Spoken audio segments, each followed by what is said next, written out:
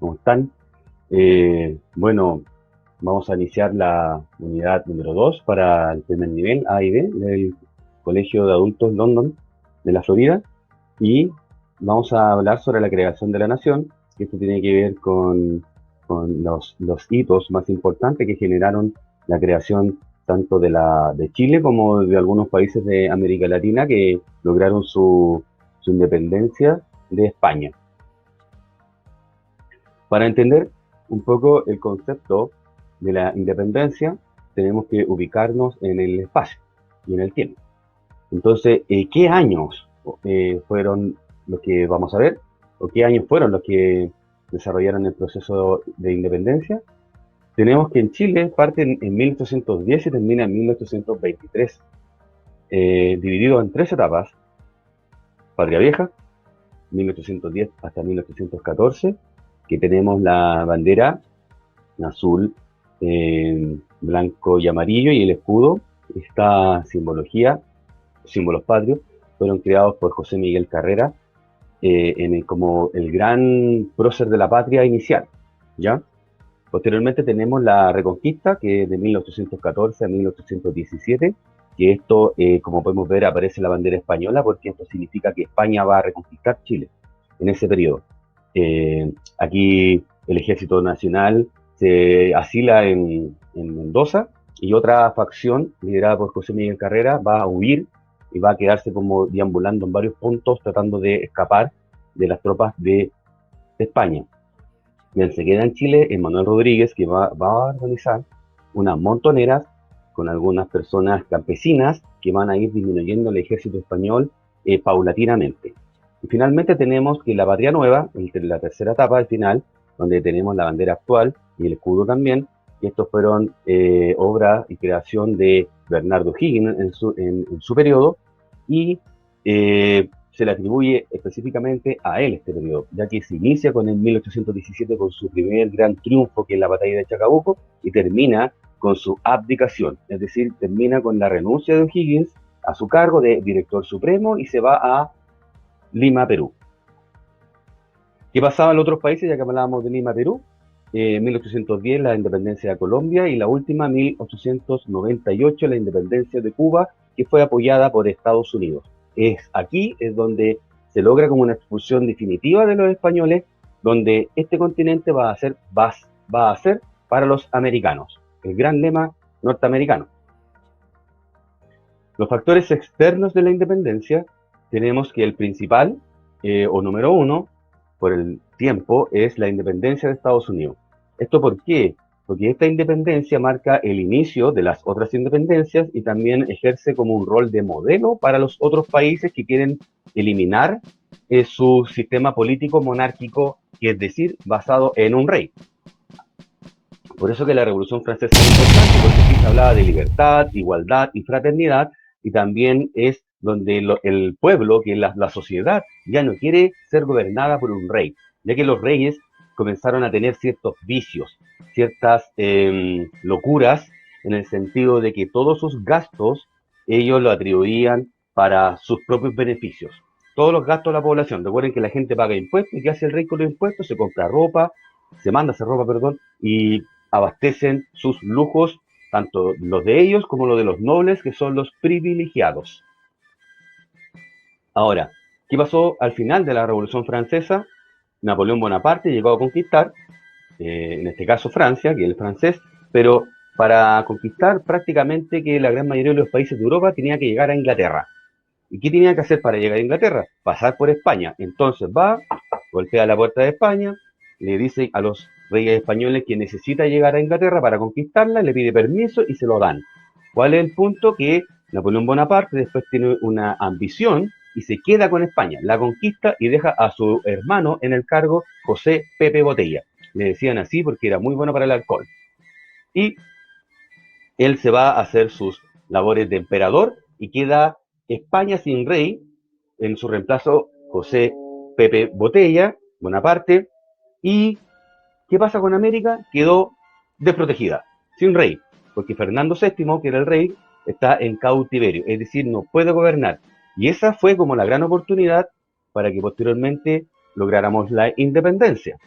Los factores internos de qué le pasaba al país mientras todo esto pasaba. Había un alto malestar criollo. Entiéndase criollo como el español que nace en Chile, que no es lo mismo que el español que nace en España, que tiene más derechos que el español nacido en Chile.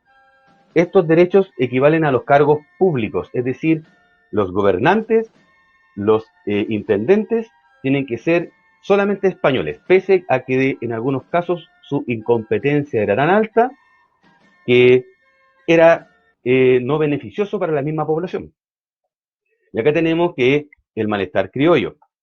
Tenemos también el segundo punto, que es la expulsión de los jesuitas, como podemos ver ahí, que los jesuitas ejercían un rol importantísimo en la cultura de los criollos. Este fue otro malestar para los criollos en este caso. ¿Qué factor cultural o cuál era el aporte que entregaban los jesuitas? La educación, la cultura, los modos, y los criollos y la sociedad chilena obedecía y hacía más caso a ellos más que a los españoles. Entonces esto le molestó al rey, por lo cual determinó que en todas sus colonias fuesen expulsados los jesuitas. Y aquí es el inicio de la independencia, pero no es el inicio de la independencia, tiene una dualidad. Aquí podemos ver que un Caviera Blanca, Mateo Torres Zambrano, él era un español, ¿ya?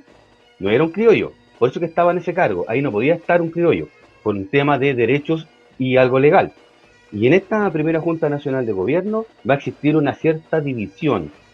Unos criollos querían continuar con la fidelidad al rey, cautivo por Napoleón Bonaparte, Fernando VII. Y otra facción estaba pensando que esta era la gran oportunidad, así como lo hizo Francia, así como lo hizo Estados Unidos, de sacar la monarquía y tomar el poder y así establecer una república. Las características de este proceso, que tiene que ver con las etapas que vimos en la diapositiva inicial. Desde la primera Junta Nacional de Gobierno entonces hasta el desastre de Rancagua. El desastre de Rancagua ocurrió en 1814.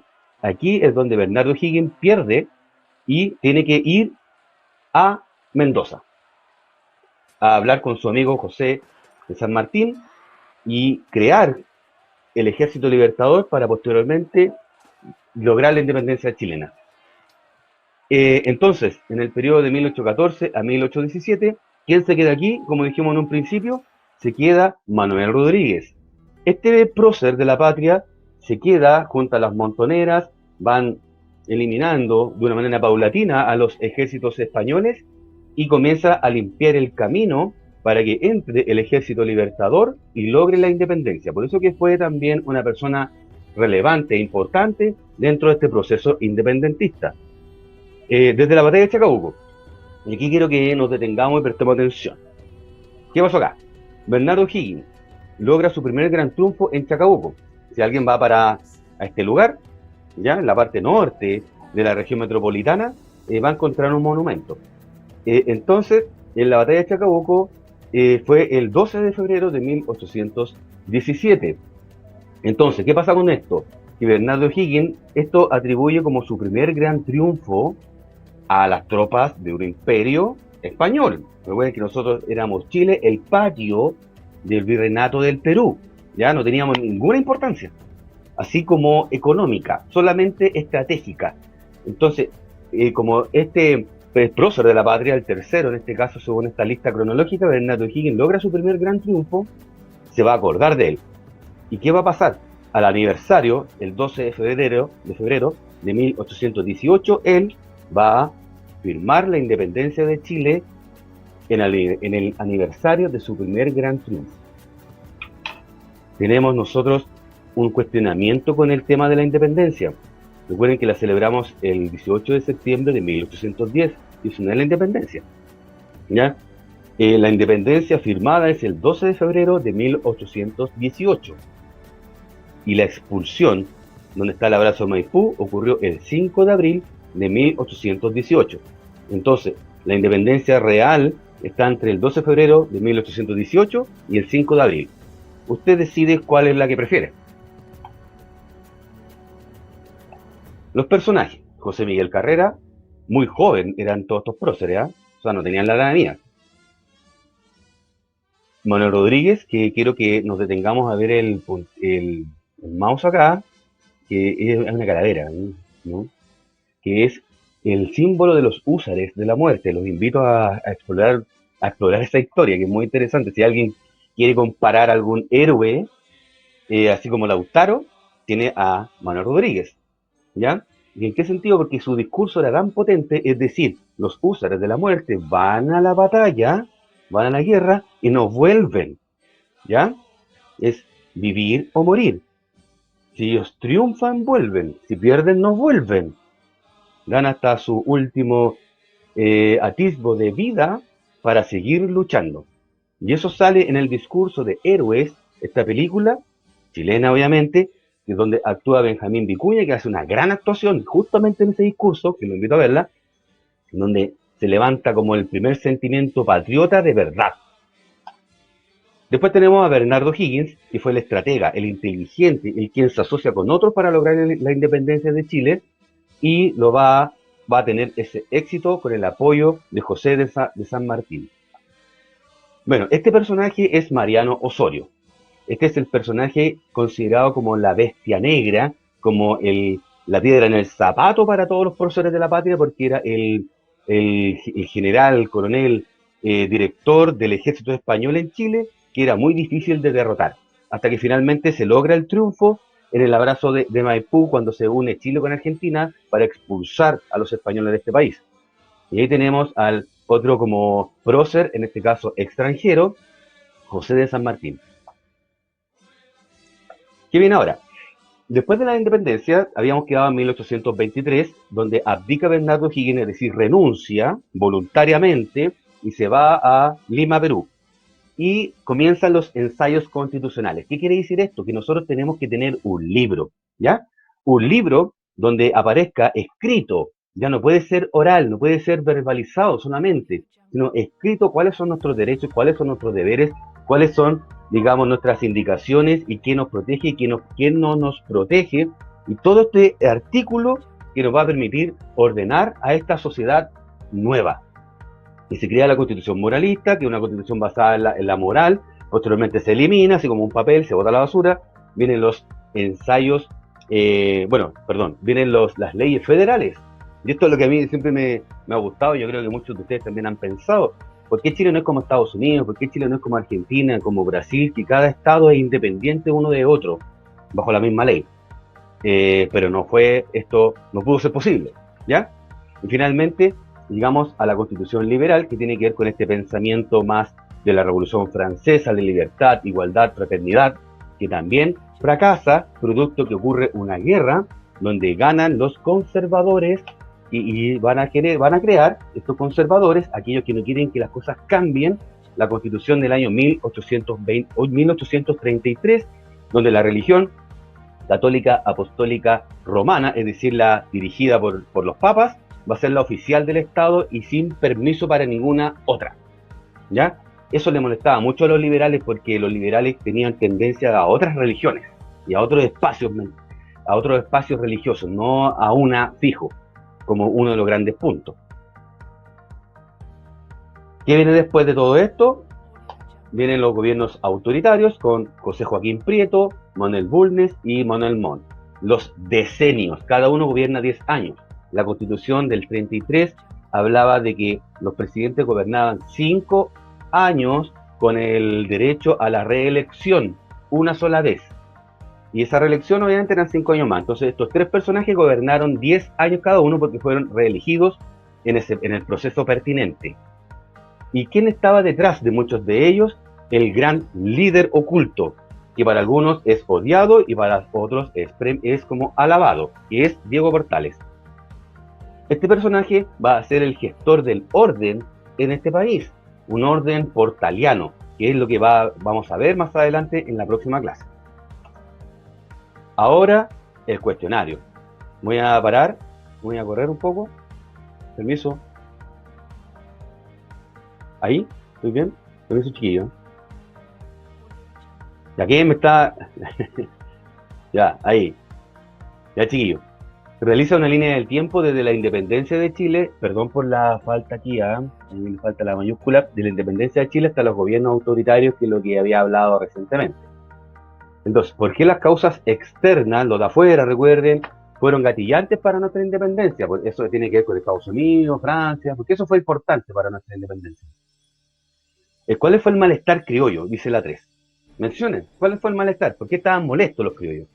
4 describe las etapas de la independencia, ya vieja, reconquista y nueva, con sus años, y van describiendo las características que tiene cada una de ellas. Pueden explorar en YouTube, hay muchas plataformas, digamos, y sus libros tienen información, si quieren completar. Eh, y los personajes también, que ya se lo había dicho en la primera diapositiva, si no me equivoco. ¿Por qué se realizaron los ensayos constitucionales? Recuerda que era ensayo y error, íbamos como probando. Pero aquí hay que hacer una salvedad. Chile fue el primer país en ordenarse con la constitución. Hay otros países que han tenido demasiadas constituciones, pero nosotros no tuvimos esa, la del 33, y esa fue la que ordenó, aunque no nos gustase la forma, pero fue la que terminó ordenando este país. 6. A grandes rasgos, ¿qué señala la constitución del 33? Lo que vimos un poco hace poquito, un poco hace poquito.